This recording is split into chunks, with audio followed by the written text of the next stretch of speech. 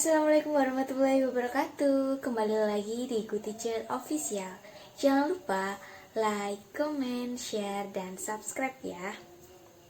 Oke, kali ini aku akan membahas tentang materi selanjutnya dari materi TWK yang kemarin. Untuk kemarin kan aku udah bahas tentang ideologi sebagai dasar negara untuk yang terakhir. Dan ini aku akan jelaskan tentang ideologi terbuka dan ideologi tertutupnya. Jadi kalian tuh nanti jangan bosan-bosan ya dengan materi-materiku, karena aku mau sebelum membahas ke soal-soal itu kita pahami dulu materinya, supaya nanti kalau misalkan mengerjakan soalnya nanti lebih mudah dan kita tahu, oh ini materi tentang ini nih, jadi jawabannya itu seperti ini gitu. Dan biasanya yang untuk TWK ini memang disepelekan ya, banyak orang yang menganggap bahwa TIU itu lebih penting atau apa yang lain itu lebih penting. Misalkan TWK itu nomor kesekian, nomor 2 setelah TIU yang terpenting pertama. Tapi menurutku semuanya itu penting, jadi harus kita bahas secara detail, bukan hanya TIU.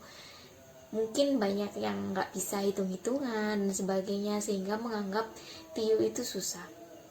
Tapi TWK kalau kalian gak belajar, nilai kalian juga nanti kecil dan kayak sayang gitu loh. Jadi harus ketiga-tiganya itu harus benar-benar bagus. Dan aku awali dari TWK dulu karena menurutku TWK ini sangat menjebak. Kalau misalkan TWK kan nilainya jelek, itu kayak sayang aja. Kayak misalkan gak bisa TIU-nya, ya udah difokuskan sama TBK sama TKP gitu. Tapi ya TIU tetap harus belajar gitu. Jadi jangan diremehkan lah, intinya semuanya itu penting. Antara TIU, TKP dan TWK itu penting semua gitu. Oke, langsung lanjut ke materinya. Jadi ideologi terbuka itu apa dan ideologi tertutup itu apa, dan Pancasila itu sebagai ideologi terbuka apa tertutup. Kita akan bahas tentang itu sekarang ya. Jadi, ideologi tertutup itu adalah ideologi yang bersifat mutlak, di mana nilai-nilainya ditentukan oleh negara atau kelompok masyarakat dan nilainya bersifat instan. Itu yang tertutup ya. Dan untuk ciri-cirinya itu cita-cita sebuah kelompok, bukan cita-cita yang hidup di masyarakat. Jadi kalau misalkan ideologi tertutup ini lebih perseorangan gitu ya, atau kelompok-kelompok tertentu, bukan semua orang, bukan semua masyarakat gitu. Terus dipaksakan kepada masyarakat. Nah, ini kan ciri-ciri yang kedua, dipaksakan kepada masyarakat, karena memang ideologi ini itu bukan hasil musyawarah, jadi hasil pemikiran suatu kelompok tertentu dan dipaksakan kepada masyarakat gitu. Dan selanjutnya bersifat totaliter, yaitu menguasai semua bidang kehidupan masyarakat. Ini kayak yang terlalu otoriter banget gitu ya. Dan selanjutnya tidak ada keanekaragaman, baik pandangan maupun budaya dan lain-lain. Terus rakyat dituntut memiliki kesetiaan total pada ideologi tersebut. Jadi terserah rakyat itu mau mikir apa, ini yang jelas pemikiran kelompok tertentu ini harus dipatuhi, harus ditaati gitu. Ini ideologi yang tertutup. Dan untuk isi ideologi itu mutlak, konkret, nyata, keras, dan total gitu. Kalau untuk yang ideologi terbuka itu kebalikannya ya. Jadi ideologi terbuka itu ideologi yang mutlak, di mana nilainya tidak dipaksakan dari luar, bukan pemberian negara, tapi merupakan realitas masyarakat itu. Jadi kalau ideologi terbuka itu tidak dipaksakan gitu, karena merupakan realitas dari masyarakat itu. Untuk ciri-cirinya, merupakan kekayaan rohani, budaya, dan masyarakat. Lalu nilainya tidak diciptakan oleh negara, tapi digali dari hidup masyarakat itu. Lalu isinya tidak instan atau operasional, sehingga tiap generasi boleh menafsirkannya menurut zamannya. Jadi ini kayak lebih fleksibel gitu daripada yang tertutup.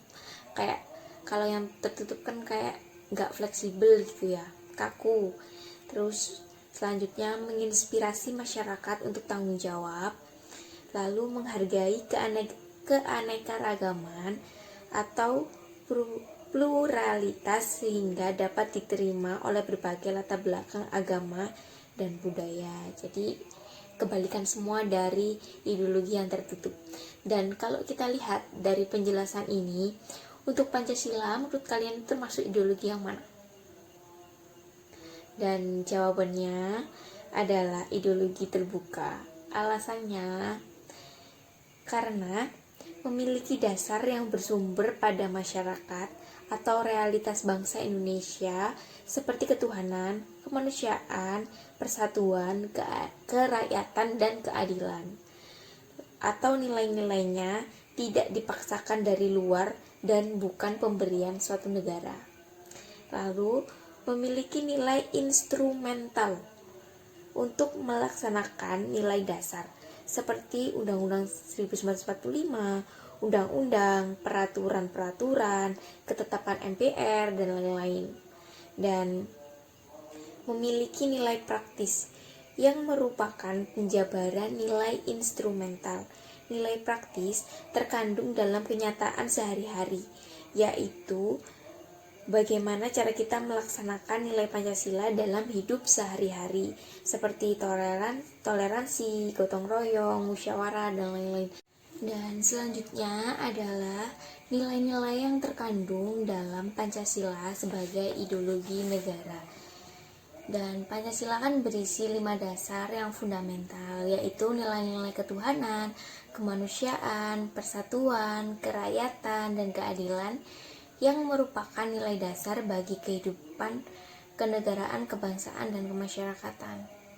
Gitu. Jadi nilai yang terkandung itu antara lain ya ketuhanan, kemanusiaan, persatuan, kerakyatan, dan keadilan gitu ya. Terus selanjutnya nilai-nilai Pancasila tergolong nilai kerohanian yang di dalamnya terkandung nilai-nilai lainnya secara lengkap dan harmonis, baik nilai material, nilai vital, nilai kebenaran atau kenyataan, nilai estetis, nilai etis, maupun nilai religius. Lalu, nilai Pancasila sebagai ideologi bersifat objektif dan subjektif. Artinya, hakikat nilai Pancasila adalah bersifat universal atau berlaku dimanapun sehingga dimungkinkan dapat diterapkan pada negara lain. Jadi fleksibel gitu ya. Lalu ini adalah karakteristik Pancasila. Jadi karakteristik yang dimiliki oleh Pancasila sebagai ideologi negara yang membedakannya dengan ideologi-ideologi yang lain itu adalah yang pertama, Tuhan Yang Maha Esa, yang kedua, penghargaan kepada sesama umat manusia atau apapun suku bangsa dan bahasanya. Ini sesuai sila yang kedua ya, kemanusiaan yang adil dan beradab. Lalu ketiga, bangsa Indonesia menjunjung tinggi persatuan bangsa. Jadi mementingkan kepentingan bersama daripada kepentingan individu itu. Lalu yang keempat, bahwa kehidupan kita dalam masyarakat dan bernegara berdasarkan atas dasar demokrasi itu. Dan yang kelima, keadilan sosial bagi seluruh rakyat Indonesia. Dan untuk karakteristiknya itu tidak dapat dipisahkan satu sama lain, karena Pancasila itu merupakan satu kesatuan, keutuhan yang saling berkaitan. Namun demikian, keseluruhan itu bernafaskan pada ketuhanan yang Maha Esa atau takwa kepada Tuhan yang Maha Esa. Jadi kalau digambarkan itu, Pancasila itu seperti ini. Kalau sila 1, 2, 3, 4, 5 itu menjiwai, dan untuk 5, 4, 3, 2, 1 itu dijiwai gitu. Jadi maksudnya sila 1 menjiwai sila 2, sila 3, dan seterusnya. Sebaliknya juga sila 5 dijiwai sila 4, dijiwai sila 3, dijiwai sila 2, dan dijiwai sila 1. Itulah mengapa sila-sila ini tuh saling berhubungan dan tidak dapat dipisahkan satu sama lain. Jadi untuk susunan sila Pancasila itu, yang pertama itu bersifat organis. Artinya tidak dapat berdiri sendiri atau merupakan satu kesatuan. Yang kedua, saling mengisi dan mengkualifikasi. Artinya setiap sila terkandung nilai sila keempat lainnya. Itu makanya ada dijiwai dan menjiwai seperti tadi.